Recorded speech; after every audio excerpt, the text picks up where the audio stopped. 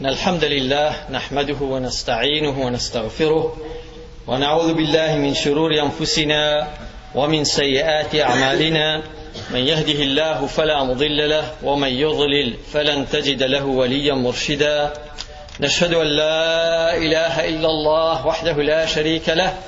وأن محمدا عبده ورسوله اللهم صل وسلم وبارك على محمد وعلى آله وأصحابه وأزواجه الطاهرات ومن تبعه بإحسان إلى يوم الدين أما بعد خوشك براي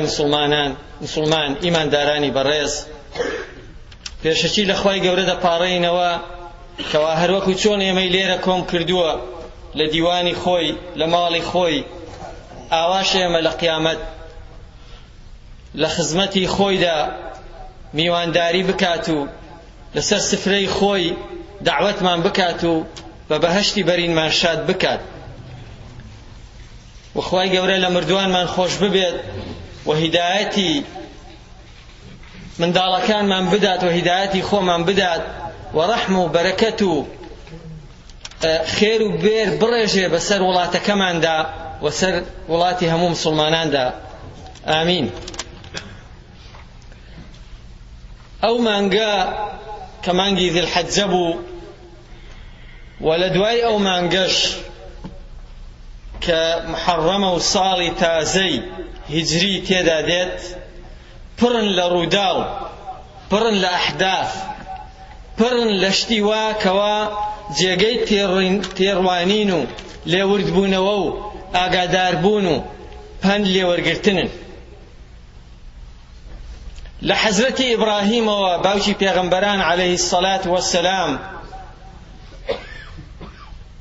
بۆ پێغەمبەرەکەی ئێمە سەڵاوی خوای لەسەر بێت و لەسەر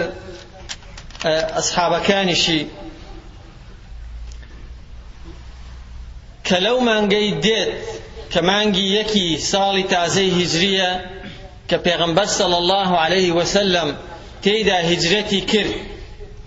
لاپەڕەیەکی تازە سەفحەیەکی تازە بۆ ئیسلام و بۆ مسلمانانی هێنایە دی کە لەو ئەحداسەی لەو فترەیەدا ڕوویدا ئێمە ئینشاء الله لە خلالی چەند دەقەیەکدا لە خزمەت ئێوەدا تەماشای هێندێک لەو ڕووداوانە دەکەین کە لە ژیانی پێغەمبەریدا صلی الله علیه وسلم لەو فترەیەدا ڕوویدا و هێندێک دەرس و عیبرەتی لێ وەردەگرین لەبەرەوەی ئێمە وەکو مسلمان ئەگەر بمانەوێ بە حەقیقی و بە واقعی ئیسلام لە حەیاتی خۆماندا جێبەجێ بکەین و مەبەستمان بێ خوای تەعالا لە خۆمان ڕازی بکەین و ڕەزامەندی ئەو بەدی بهێنین و سەرفراز و نەجات بین لە ڕۆژی قیامەت و لەوانە بین کەوا خوای تەعالا بەدەستی ڕاستیان دەفتەری ئەعمالیان وێدات. ئەگەر چاومان لەوەیە ئەگە بە دوو ئەوەیدا دەگەڕێین دەبێ شوێ و پێنی شوێی و شوێنی پێی ئەو پێغەمبەرە ئازیزە هەڵگرین و لە دووی وی بچین و ئەو شتە بکەین کە ئەو کردوێتی نەوەک ئەوەی کە بە هەوا و ئارەزووی خۆمان حەزمان لێیە. بەو شێوەیە ئەو دینەیە بەو شێوەیە ئەو قورئانە بەو شێوەیە ئەو ئیسلامە لە حیاتی خۆماندا جێبەجێکەین کە پێغەمبەر صلی الله علیه وسلم جێبەجێ کردووە نەوەکو هەروەکو خۆمان بە هەوا و ئارەزووی خۆمان بەڕێدا بڕۆین بۆ خۆمان دینەکەمان تەفسیر و تەویل کەین بە خەراپی و لە نەتیجەدا بەڵا و موسیبەت بەسەر خۆمان و بەسەر مسلمانانیشدا بێنین. هەروەکو ئێستا دەیبینین و دەیبیستین کە بەهۆی نەفامی و نەزانی و جەهالەت و سەرلێشێواوی هێندێک کەس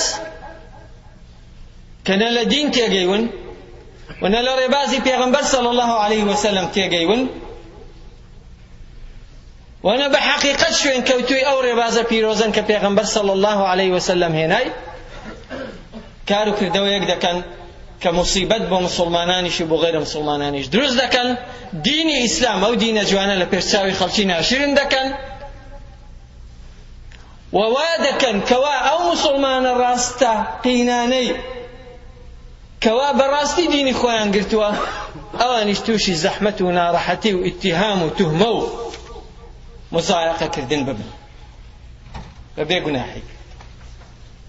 لەبەرەوە ئینسان کاتێککە لە ڕێبازی ئیسلام لایدا تووشی مصیبەت دەبێت. وەلادان لە ڕێبازی ئیسلام مەبەست ئەوەش نییە کە ئینسان تەنها مەعاذەڵڵا کافر ببێ، نە، کە تۆ لە ڕێگەی ڕاستی پێغەمبەر صلی الله عليه وسلم لاددا، ئەوە یعنی ڕێگەت لێون بوو. تا مسلمان بی یا غیرە مسلمان، بڵێم نوێشکەر بی، ڕۆژوگر بی یا ڕۆژوگر نەبی، هەر بە ئەشهەدو لا ئیلاهە ئیلا الله مسلمان بی، کە لە ڕێگای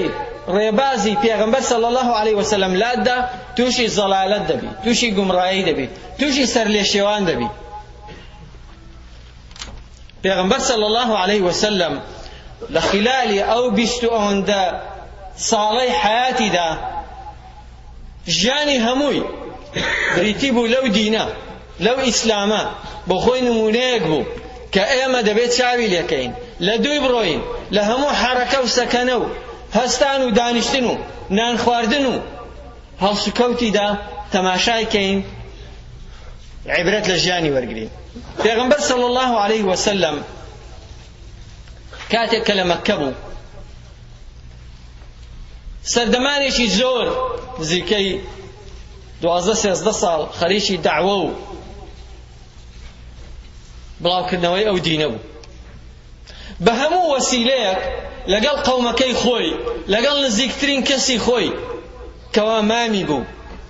ئامۆزاکانی بوون، پورزاکانی بوون، ئەو دینەی بۆ بەیان دەکردن، بۆی ڕوندەکردنەوە، بۆی تەوزیح دەکردن و دەیویست بەرەو ئەو هیدایەتە بیان هێنێ. بەڵام ئەو کەسانەی کە زۆر لێی نزیک بوون، وەکو مامی، وەکو ئەبوو لەهەب، لە هەموو کەس زیاتر دژمنایەتیان دەکرد و لە هەموو کەس زیاتر لە بەرامبەری ڕادەوەستان و نەیان دەهێشت ئیسراحەتکە، نە بە شەو نە بە ڕۆژ. ئەوەش بۆ خۆی لێرەدا بەڕاستی دەرسێکی زۆر جوانی تێدایە کە ئەو دینەی پێغەمبەر صلی الله عليه وسلم هێنای دینێک نەبوو کەوا بۆ تائیفەیەک، بۆ عەشیرەتێک، بۆ قەبیلەیەک، بۆ بنەماڵەیەک، یا بۆ نەتەوەیەک، یا بۆ قەومێکی معەیەن، بۆ ڕەگەزێکی معەیەن، بۆ زمانێکی معەیەن، بەڵکو دینێک بوو، هیدایەتێک بوو بۆ ئینسانیەت، بۆ بەشەریەت، بە بێ جیاوازی ڕەنگ و بە بێ جیاوازی نەتەوە و بە بێ جیاوازی زمان و بە بێ جیاوازی وڵاتی. هیدایەتێکە لە خالقی کەون، لە خالقی ئینسان بۆ ئینسان. ئەوجا ئەو کەسەی چ زمانی هەیە ئەوە خوا پێی داوە، چ ڕەنجی هەیە خوا پێی داوە. جیاوازی و اختلاف لە بینی مەخلوقەکاندا، لە بینی ئینسانەکاندا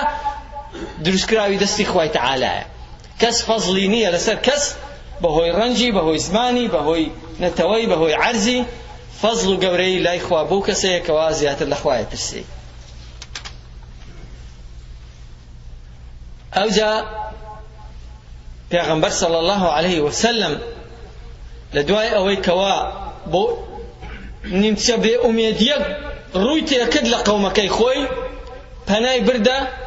دەرەوەی خۆی، لەبەرەوەی لە دیندا ئەتۆ مەسئولیەتی یەکەم خۆتی، دوای خێزانەکەتە، دوای جیران و دەوروبەرەکەتە، دوای بازنەکە گەورەتر دەبێت. بۆیە پێغەمبەر صلی الله عليه وسلم یەکەمین کەسێک کەوا دەعوە و دینی پێگەیان چێ بوو؟ خەدیجەی خێزانی بوو. دوای عەلی کوڕی ئەبی تاڵیب بوو کە نزیک بوو لێی. ئەوجا خزم و کەسوکارەکانی خوای تەعالا پێی گوت وەئەنذیر عەشیرەتەکە الئەقرەبین، ئەو کەسانێک کە لێت نزیکن هەموویان ئاگادارکەوە، هەمووی کۆم کردن لەسەر کێوی ئەبوو قوبەیس و پێی گوتن ئەمن نێراوێکی خوام بۆ لای ئێوە و هاتووم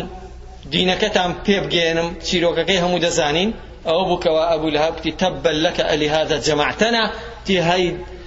لەناوچی ئەبوو ئەوەی کۆت کردوینەوە. و پێغەمبەر صلی الله عليه وسلم لەوێش بە نائومێدی گەڕایەوە. دوایی پێغەمبەر صلی الله عليه وسلم چەندەها ساڵ دوای ئەوە